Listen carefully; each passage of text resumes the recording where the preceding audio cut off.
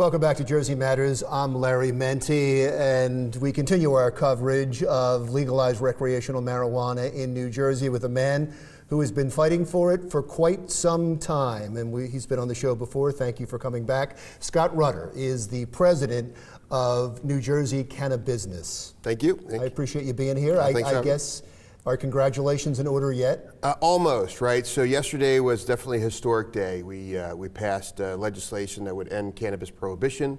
We passed out of committee. We passed legislation also to expand the medical cannabis program.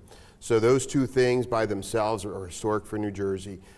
We have more steps to go, but we're right at the end. We're at the end there. We're almost across the finish line. So we're past the point of the pros and cons right now. It's going to be done. Well, it's going to be done, but there's still things to work out, right? So we still need to ensure that there's an agreement between the Murphy administration and the legislature on a couple of sticking points. So it's taxes, it's how it's going to be regulated. So some areas that still need to be worked out. We also make sure we have to count the votes too, right? So this is something that is, for a lot of people, it's a very personal issue, and they're struggling with the fact that, for 81 years, cannabis has been prohibited. And we've had the 1980s era sort of war on drugs campaign material and propaganda.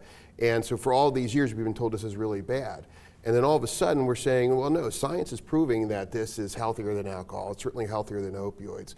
People are using it for medicinal purposes. And then adults want to make adult decisions and have alternatives other than alcohol to relax on a weekend. So what we're seeing right now is sort of that transformation, and based on education and facts and statistics. And we're fortunate to have the benefit of other states who have legalized cannabis and looking at their statistics and looking at what happens out west, and using that data and that information to inform ourselves, and also to craft legislation that'll be a benefit to New Jersey. So your organization's called Canabusiness, so let's talk about the business end of this. What's this going to look like? So there's, for the most part, when we're talking about what it's going to look like, people are going to see just the dispensaries, right? So they're going to see something, and you go out west and you see these dispensaries, they look like Apple stores, they look like Whole Food stores, organic, and it's a very professional environment. So it's not something that people are going to be thinking about. They're going to see Cheech and Chong type of things. I mean, that certainly exists in some places, but for the most part, these are professional organizations run by mom and pop entrepreneurs who want to provide the best services for their customers. And so they're using technology, they're using experts, and they're providing an array of different products for people to choose. Not everybody wants to smoke cannabis. Perhaps they want to have a drink or a tea or a food product or something like that. So they have oils and creams. People with arthritis, there's oils for that because it helps with it's an anti-inflammatory. So there's going to be a portfolio of products out there, and it's all going to be highly regulated. And you have to go to a dispensary. And you have to go to a dispensary. And what's interesting about this is you can't. There's no home delivery. So the dispensaries under the bill will be able to deliver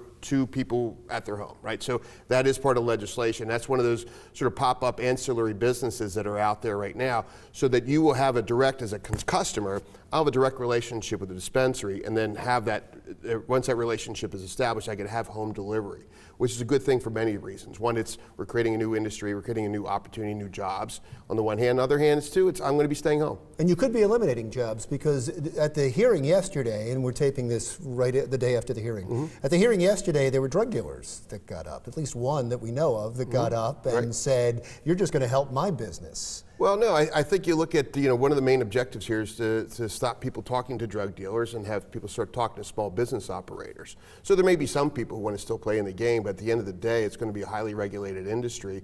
And most people, think about alcohol prohibition. During alcohol prohibition, there was bathtub gin, and people had, stills in their backyard and ways to make wine, all that kind of stuff. And the quality was bad or inconsistent or whatever. And once the prohibition ended, people wanted to buy a quality product. There was consistency, and you know exactly what's in there. And the same things with cannabis. People don't want to talk to the drug dealer anymore. They want to go talk to the people who provide a product that's been quality assured, tested, and no pesticides, no bacteria, no fungus, all the things you would expect, sort of an FDA standard. You're going to want that, and that's what dispensary is going to offer. And so selling it, if you don't have a license, that's still illegal, right?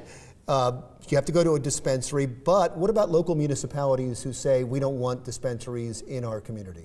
That's going to be their option. You know, look, I'm a former mayor. I can certainly appreciate the concern a lot of community leaders have about this sort of transformational thing that's going on right now. For the most part, you look at Colorado. Colorado, 70% of the towns opted out in Colorado when they first legalized, 70%. We have about 50 some odd towns right now, which means that have opted out, which basically means we're going to have probably 430, 450 towns that are going to say yes.